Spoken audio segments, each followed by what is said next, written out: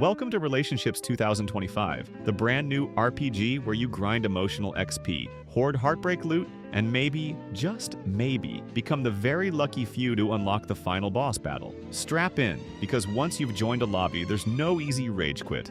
Character classes, stat combos. In relationships, you start by picking a character class based on 3 core attributes: money, looks, and charm. Here are 3 sample builds you might see in any given server. Player 1, the sugar daddy archetype. Money, 9 out of 10. Looks, 3 out of 10. Charm, 4 out of 10. Invests heavily in the rags to riches skill tree, which is basically just Robux here and can easily fund expensive dates, but struggles with witty pickup lines and fashion sense. Unlocks the luxury items perk early, but has a tough time gathering experience for leveling up the social vibes skill. Player 2, the certified fuckboy archetype. Money, 5 out of 10. Looks, 8 out of 10. Charm, 5 out of 10. High attractiveness grants a bonus to first impressions, but the mid-game might expose mediocre finances and average conversation skills. Relies on the fast-forward perk to skip awkward intros, but needs extra grinding for genuine connection XP. Player 3, the Rizzler archetype. Money, 4 out of 10. Looks, 6 out of 10. Charm, 5 out of 10.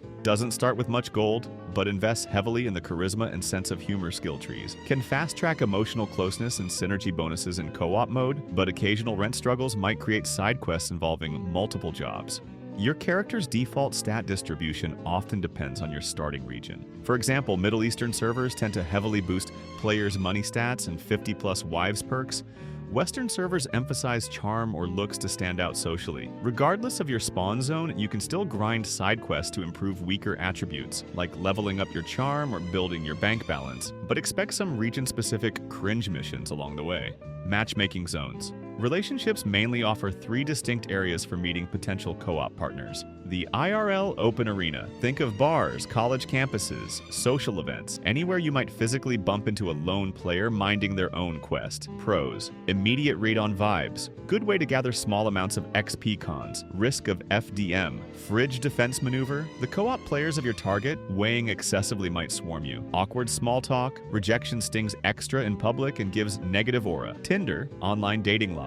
A chaotic swipe-based zone consisting of 90% AFK players. Pros: fast matches, easy to filter for a certain type. Cons: bots, catfish, infinite messaging loops with 0 real-life follow-up. Social media DMs/Discord groups, or your own pick. Slide in with a voice message of you barking for your e-girl, then see if you get a response. Pros: low pressure, easy use of pickup line meta. Cons: if it goes south, you might end up being screenshotted and catfished by a level 60 male waifu. Early game objective: initiate the co-op quest, aka the first date. The primary quest objective is to muster enough boldness to propose and schedule the first date mission, ensuring both parties are ready to engage. This sets the stage for all the co-op challenges and growth that might follow in the relationship storyline. RPG mechanics, dialogue options, flirty banter, polite small talk, oversharing trauma, etc. Mini games like choosing the right restaurant or picking a vibe that doesn't scare them off. Strategic skill checks determine how successfully you navigate each option, which can unlock hidden chemistry bonuses or cringeworthy penalties. The outcome of these minigames will significantly affect your initial compatibility rating and overall date success. Biggest threat: awkward silence boss. If you fail your conversation checks, your date might rage quit. A single failed roll in social awareness can tank your relationship HP, forcing you to restart the entire level, unfortunately with another prospect. Pro tip: if you're high in charm, you can joke your way out of tension.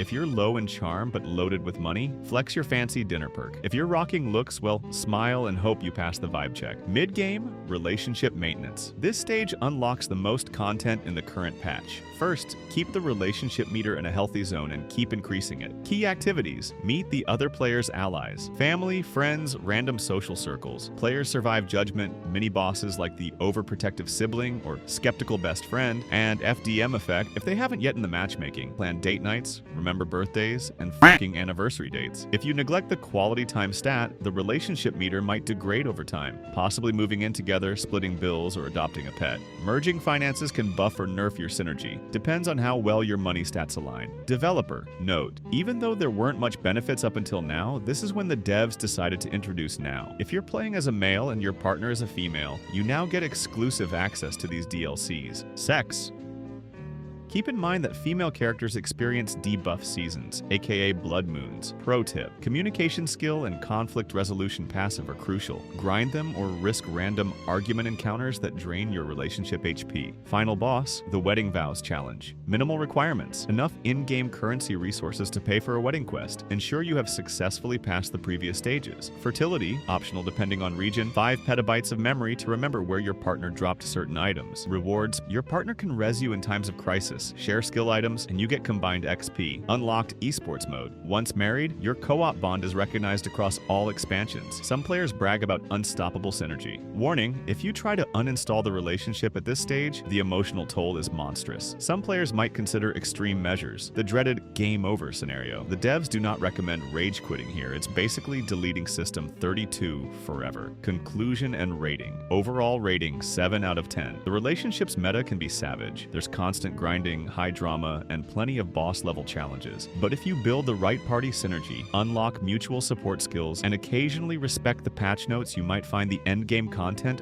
pretty damn rewarding. Also sex. Developer note: don't expect to go it alone. This MMO thrives on co-op. Remember, you only succeed if you keep your partner from rage quitting too. Hit that like button, subscribe if you want to see more of my dumbass trying to explain things, and let me know what I should tackle next.